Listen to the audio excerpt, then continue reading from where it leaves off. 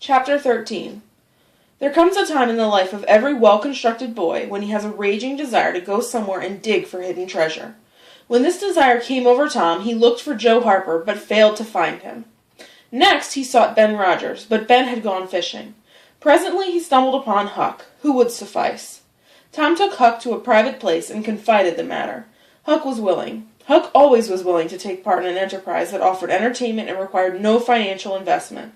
"Where'll we dig?" Huck asked. "Most anywhere." "Why? Is it hid all around?" "No, it's hid in mighty particular places." "Who hides it?" "Why, robbers, of course." "Why do you reckon? Sunday school superintendents?" "I don't know. If it were mine, I wouldn't hide it. I'd spend it and have a good time." "So would I, but robbers don't do that. They always hide it and leave it." "Don't they come after it?" "No, they think they will, but they generally forget the location, or else they'll die. Anyway, it lays there for a long time and gets rusty. By and by, somebody finds an old yellow paper that tells how to find it." "Have you got one of them papers?" "No." "Then how will we find it?" They always bury treasure on an island, or under the floor of a haunted house, or under an old dead tree that's got one limb sticking out. Suppose we try that old dead tree on a hill near that haunted house. The combination of an old dead tree and a haunted house might improve our chances. We might find a brass pot with $100 in it, or a rotted chest full of diamonds. Huck's eyes glowed. "That's bully. Just give me the $100. I don't want no diamonds." "All right, I ain't gonna throw over no diamonds. Some of 'em's worth $20 apiece." "Really?" "Certainly. Ain't you ever seen one?" "Not that I remember." "King's has loads of 'em." "Well, I don't know no Kings." They got a pick and a shovel, and set out on their 3-mile tramp. They arrived hot and panting, and threw themselves down in an elm shade to rest. "Say, Huck, if we find a treasure, what you going to do with it, with your share?" "I'll have pie and soda every day, and I'll go to every circus that comes along." "What you going to do with yours, Tom?" "I'm going to buy a new drum, a real sword, and a red necktie, and get married." "Married? Why, you ain't in your right mind." "I got someone in particular in mind." "Really? Who?" "Never you mind. Let's get digging." They worked and sweated for half an hour. No result. They toiled another half an hour. Still no result. "Do they always bury it this deep?" Huck asked. "Not generally. I reckon we haven't got the right place." They chose a new spot and began again. They dug in silence for some time. Finally, Huck leaned on his shovel, wiped the sweat from his brow and his sleeve, and asked, "Where are we going to dig next, after we get this treasure?" "Maybe we'll tackle the old tree on Cardiff Hill, behind the widow's." "Won't the widow take the treasure away from us if it's on her land?" "Whoever finds a hid treasure gets to keep it. It don't make any difference whose land it's on." That was satisfactory. The work continued for a time. Then Huck said, "Blame it, we must be in the wrong place again. What do you think?" "I don't understand it. Sometimes witches interfere. Maybe that's what's happened." "Witches ain't got no power in the daytime." "That's true. Oh, I know what's the matter. We've got to find out where the limb's shadow falls at midnight. That's where we need to dig.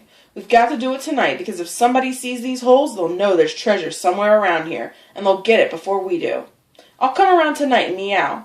"All right, let's hide the tools in the bushes." The boys returned that night. They sat in shadow waiting. It was a lonely place. Spirits whispered in the rustling leaves, and ghosts lurked in the murky nooks. When they judged that midnight had come, they marched where the limb's shadow fell and began to dig. The hole got deeper and deeper. Every time the pick struck something, they felt a surge of excitement. But every time it was only a stone or chunk. At last Tom said, "It ain't any use, Huck. We're wrong again." "We can't be wrong," Huck protested. "We spotted the shadow to dot." "I know, but we weren't sure it was midnight. We only guessed. It must have been before or after midnight, not right at midnight." Huck dropped his shovel. "We got to give this up. We can't ever tell the time exactly. Besides, there's too many witches and ghosts fluttering around here. I've been creeping all over since I got here." "Me, too. They most always put in a dead man when they bury treasure under a tree, to guard it." "Lordy, Tom, I don't like to fool around much where there's dead people. A body's bound to get into trouble with them. Suppose this one's here to stick his skull out and say something." "Don't, Tom, it's awful. Let's try somewheres else." "All right, I reckon we better. Let's try the haunted house." "Blame it, I don't like haunted houses. Why, ghosts are worse than dead people. They come sliding around in a shroud when you ain't noticing, and peep over your shoulder all of a sudden. I couldn't stand such a thing." "Well, ghosts don't travel around in the daytime. They won't interfere with us digging there during the day." "Well, all right. We'll tackle the haunted house if you say so, but I reckon it's taking chances." They had started down the hill. There, in the middle of the moonlit valley below, stood the haunted house, utterly isolated, its fences gone long ago, weeds smothering its doorstep, its chimney crumbled into ruins, a corner of its roof caved in. The boys gazed a while, then headed off far to the right, to give the haunted house a wide berth, and went home through the woods. Around noon the next day, the boys arrived at the dead tree. They had come for their tools. Tom was impatient to go to the haunted house. Huck was less eager. Then he remembered that it was Friday and informed Tom of this ominous fact. "I never once thought of it, Huck." "Me neither, but all at once it popped into my mind. We might have gotten to an awful scrape tackling such a thing on a Friday. That's for sure. This is risky enough without some bad luck day. We'll drop this thing for today." And they did. On Saturday, shortly after noon, the boys were at the dead tree again. Shouldering their tools, they headed to the haunted house. When they reached it, they crept to the door and fearfully peeped in. They saw an unplastered room with no floor, an ancient fireplace, vacant windows, a ruinous staircase, and, all around, cobwebs. They entered softly with quickened pulses, talking in whispers, ears alert to the slightest sound, muscles tense and ready for instant retreat. Familiarity soon lessened their fear. They gave the place a critical and interested examination while admiring their own boldness. Next, they wanted to look upstairs. This was something like cutting off retreat, but they dared each other, so they put their tools in a corner and made the ascent. Upstairs were the same signs of decay. Tom and Huck were about to go down and begin work when Tom whispered, "Shh!" "What is it?" Huck whispered. "Shh! Hear it?" "Yes, let's run!" "Keep still, they're coming toward the door." The boys stretched themselves on the floor with their eyes to knotholes in the planking and fearfully waited. 2 men entered. Each boy thought, "It's the old Mexican that's been in town once or twice lately. Never saw the other man before." The Mexican wore a poncho, a sombrero, and a patch over one eye. He had long white hair and bushy white whiskers. The other man was younger, ragged and unkempt, with an unpleasant face. He talked in a low voice. The two sat on the ground, facing the door with their backs to the wall. "No," the younger man said. "I've thought it over and I don't like it. It's dangerous." "Dangerous? Don't be such a milksop, Griggs." The voice made the boys gasp. It was Injun Joe's. That job up yonder was dangerous and nothing came of it. "That was different, way up the river and not another house around," Griggs said. "We shouldn't have come here in the daytime," Joe said. "Anybody who saw us would be suspicious." "I know, but there weren't any other places as handy after that fool job. I want to quit this shanty. I wanted to yesterday, only it weren't any use trying to leave here with those infernal boys playing right there on the hill." The infernal boys quaked and felt lucky that they had remembered it was Friday and had decided to wait a day. They wished they had waited a year. The 2 men got out some food and ate. After a long silence, Joe said, "Listen, go back up the river where you belong. Wait there till you hear from me. I'll risk dropping into town one more time. We'll do the job after I've looked around a little and think things look all right for it. Then we'll head to Texas. Now I'm dead for sleep. It's your turn to watch." Joe lay down and soon was asleep. Griggs soon began to nod. His head drooped lower and lower. Then he, too, was asleep. The boys drew a long, grateful breath. Tom whispered, "Now's our chance. Come on." "I can't. I'd die if they woke up." Tom urged, and Huck refused.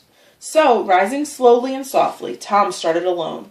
His first step made the floor creak so badly that he sank down almost dead with fright. The boys lay there for what seemed eternity. The sun was setting.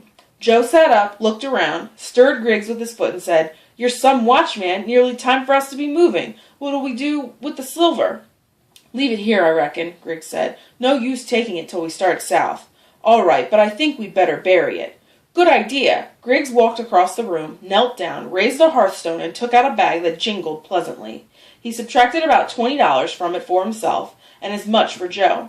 He passed the bag to Joe, who was on his knees in the corner, digging with his knife. The boys had forgotten all their fears. With wide eyes they watched every movement. A bag of silver was treasure in the happiest circumstances, those that required no guessing about where to dig.